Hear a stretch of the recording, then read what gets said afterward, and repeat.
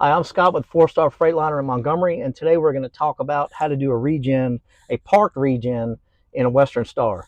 I could also say you could do the same thing in a Cascadia because the steering wheel buttons are very, very similar. First thing you're going to want to do is everybody needs to check to make sure on their visor they have this important stickers. They're supposed to have them. And it just tells you what these illumination lights mean. You have a DPF regen needed, and then you have a hot exhaust light right there.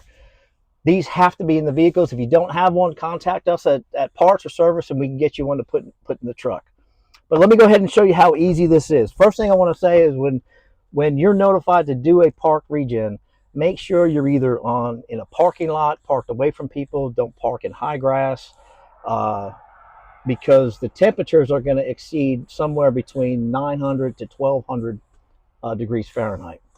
All right, so if this truck, it's gonna give you a notification right here on this display screen, regen needed. So it usually pops right up, but what you can do is these buttons right here, the right and left, you'll tab over to where the truck is.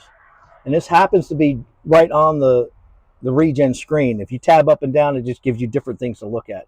But we'll go back to the regen screen. Green is good. So from 0 clogging of your filters to 60%, this will stay green. The closer to 60%, it's going to say approaching regen needed. And from 60 to 80, this will turn yellow. And then from 80 to 90, it'll turn red, and 90 to 100 is red. If you get into the 80s and 90s, close to 100, you have to do a regen. If not, you will get a derated engine. And all that does is the engine protects itself from progressive damage. But it's as simple as following the instructions, press OK. It'll take you to the next screen.